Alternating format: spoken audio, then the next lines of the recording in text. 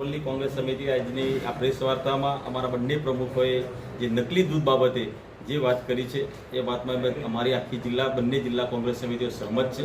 આજે ભારતીય જનતા પાર્ટીના પૂર્વ સાંસદે પણ માન્ય મુખ્યમંત્રીને અને વિવિધ મંત્રીઓને પણ કાગળ લખીને જણાવ્યું છે કે આ નકલી દૂધના કારોબારથી ઘણા બધા લોકોના જીવનો જોખમ છે, ત્યારે એમના સત્તાધીશો પણ આ બાબતે થોડું ધ્યાન આપી અને જે નકલી દૂધ થયું છે એને સીબીઆઈ કોર્ટ દ્વારા નિમણૂક થાય એવી અમે માગણી કરી છે। વર્ષોથી સરકારી વાર્તા થઈ રહી છે। આવું નકલી દૂધ કેટલાય સમયથી સાબર ડેરીની અંદર જતું હોય એટલે જે ખરેખર જે દૂધ ઉત્પાદન કરનારા પશુપાલકો છે એમને ભાવ મળવો જોઈએ, ભાવ નથી મળતો। કારણ કે આ લાખો લીટર દૂધ આ લોકો નકલી વેચતા હોય એટલે સાબર ડેરીમાંથી જે નફો થાય એ પરભારો લઈ લે।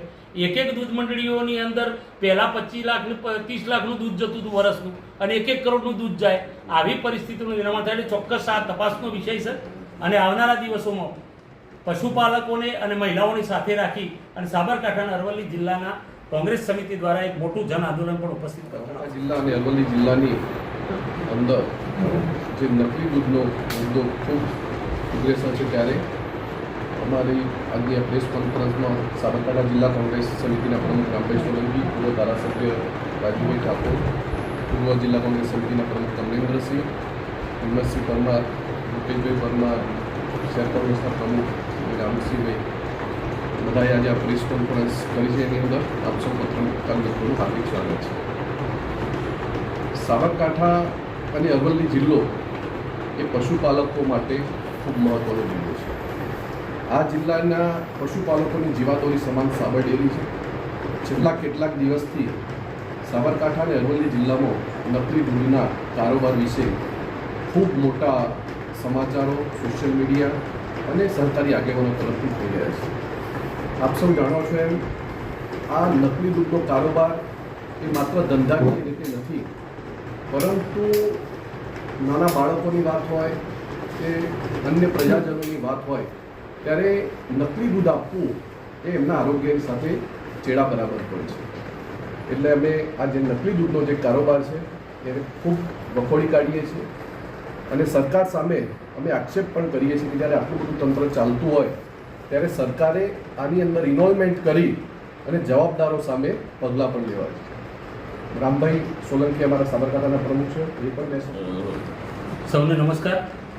આજની આ સાબરકાંઠા અને અરવલ્લી જિલ્લા કોંગ્રેસ સમિતિ આયોજિત ખાસ પ્રેસ વાર્તામાં સૌ પત્રકાર મિત્રો, print media, electronic media, TV media, press મીડિયાના તમામ પત્રકાર મિત્રોનું હાર્દિક સ્વાગત છે। માનનીય અરુણભાઈ, માનનીય રાજેન્દ્રસિંહજી, કમલેન્દ્રસિંહજી, માનનીય મુકેશભાઈ, રાહુલભાઈ, રામભાઈ, માનનીય હિંમતસિંહ અને આપ સૌનું હાર્દિક સ્વાગત છે।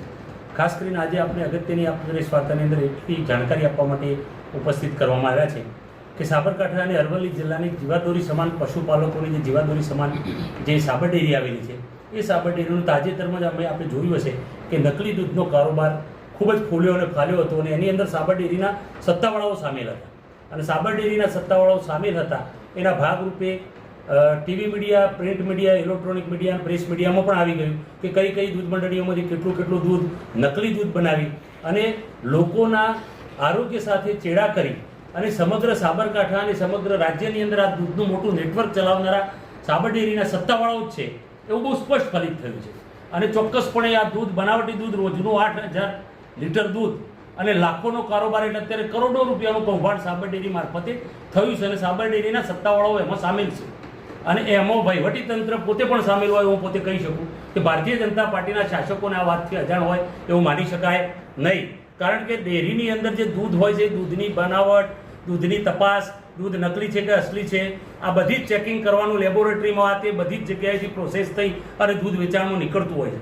પણ અત્યારે સરેઆમ આ લોકો ઝેર વેચી રહ્યા છે અને લોકોના આરોગ્ય સાથે અને બાળકો સાથે ચેડા કરી રહ્યા છે એટલે આ માનવવધનો ગુનો પણ આમના ઉપર દાખલ થઈ શકે। એટલે ચોક્કસપણે અમારા કોંગ્રેસ પક્ષના આગેવાન અને સાબર ડેરીના એકમાત્ર ડિરેક્ટરશ્રીએ જ્યારે આ નકલી દૂધની વાત ઉપસ્થિત કરી ત્યારે એમના ઉપર હિચકારો હુમલો થયો। લોકશાહી પ્રક્રિયાની અંદર સંવિધાનિક પદ ઉપર બેઠેલા માણસો હોય કે સહકારી આગેવાનો હોય, જ્યારે વહીવટીતંત્રની સત્તામાં બેઠેલા હોય ત્યારે વિરોધ પક્ષની ભૂમિકા હંમેશા સત્તા પક્ષના કામ આંબળવાનું હોય અને જે કંઈ ખોટું થતું હોય એની વાત કરવાનું હોય એટલે વાતને સંવાદ દ્વારા આપણે એનું સમાધાન કરી શકાય। પરંતુ આ હિચકારું કૃત્ય કરી અને ભારતીય જનતા પાર્ટીના શાસકો અને સાબર ડેરીના સત્તાવાળાઓએ એવું સાબિત કર્યું છે કે આ દેશની અંદર સરમુખત્યારશાહીનું શાસન છે તમે અવાજ ઉઠાવશો તો દેશદ્રોહી તરીકે તમને સાબિત કરીને ખોટા કેસમાં ફસાવી દઈશું. એ રીતે નહીં થાય તો તમારા પર હુમલો કરી અને તમને મારી નાખવામાં આવશે અથવા તો તમને ખતમ કરી દેવામાં આવશે અને તમારો અવાજ દબાવી દેવામાં આવશે.